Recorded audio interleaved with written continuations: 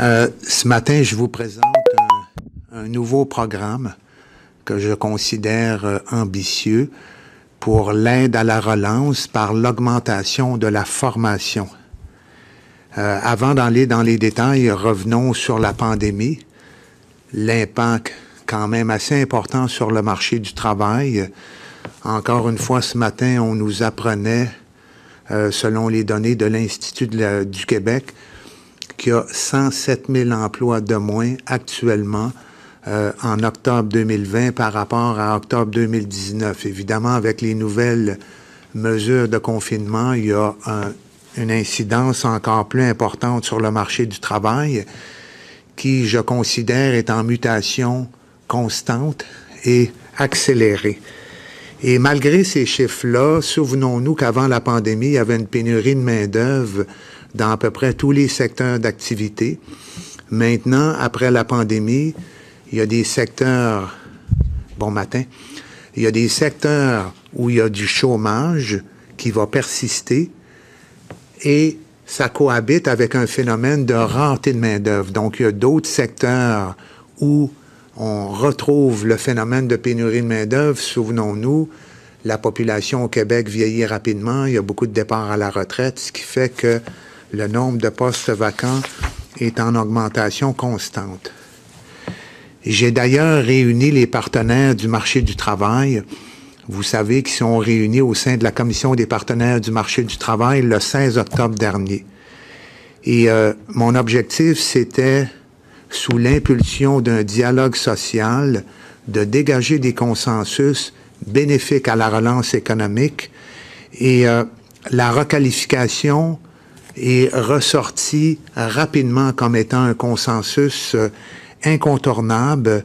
Nous devons aider les personnes affectées par la pandémie à se requalifier pour être en mesure de répondre aux besoins des secteurs qui sont en effervescence, notamment les technologies de l'information, la santé, la construction, l'éducation. Il y a beaucoup de secteurs qui voient leur développement freiné en raison d'une difficulté à faire du recrutement approprié.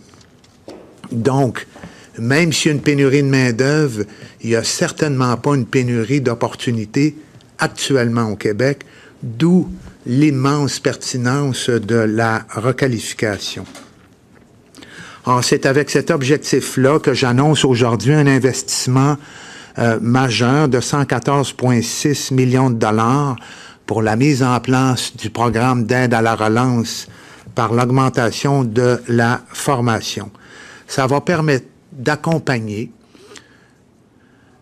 un bassin potentiel de 20 000 travailleurs, travailleuses dans un processus de requalification ou de rehaussement de leurs compétences.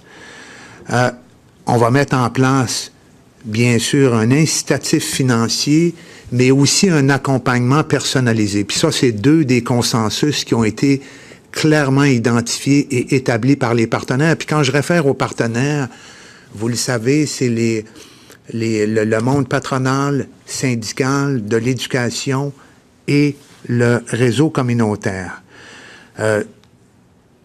On a bien compris, tout le monde a bien compris que si une personne avait une carrière, un emploi, a toujours une famille à nourrir, une maison à payer, des obligations financières, elles ont besoin de soutien pour assurer cette transition-là.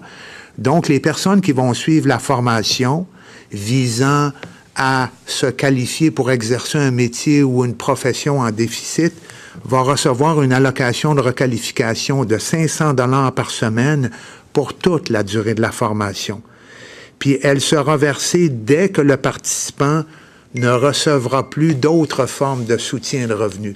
Parce que vous le savez, ces personnes-là reçoivent généralement soit les prestations d'assurance-emploi ou la PCRE qui a succédé à la PCU, qui a expiré au mois de septembre.